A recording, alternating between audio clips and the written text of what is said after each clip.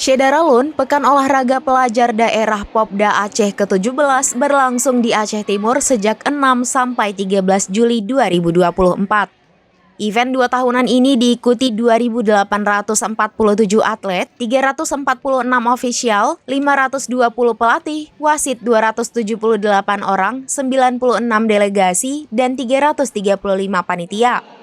Gelaran Popda Aceh ke-17 ada 16 cabang olahraga dipertandingkan, mulai dari sepak bola, tenis lapangan, bola basket, bola voli, tenis meja, sepak takraw, bulu tangkis, dan panahan. Adapun cabur yang dipertandingkan, bola voli putra dan putri tersebar di 4 titik lokasi, yaitu lapangan 1 dan 2 dipusatkan di Komplek Gedung ID Sport Center, lapangan 3 SMA Negeri 1 ID, dan lapangan 4 Kompleks Dinas Kesehatan Kabupaten Aceh Timur.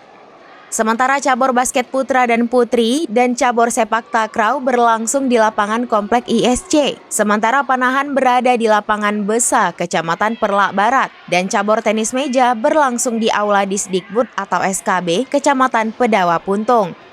Untuk cabur karate, taekwondo, silat, kempo, bulu tangkis, dan anggar berada dalam gedung ISC. Sementara cabur lari jauh, lompat jauh, dan lempar lembing berada di lapangan pusat pemerintahan.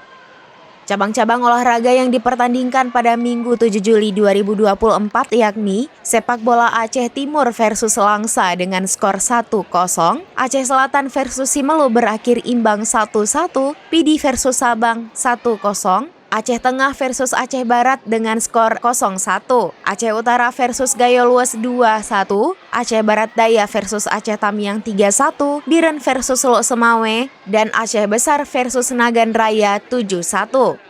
Untuk cabur lainnya yang dipertandingkan, bulu tangkis putra dan putri, bola basket putra dan putri, bola voli putra dan putri, dan takraw putra. Dari Aceh Timur, Maulidi Alfata, serambinews.com. Download Tribun X sekarang, menghadirkan lokal menjadi Indonesia.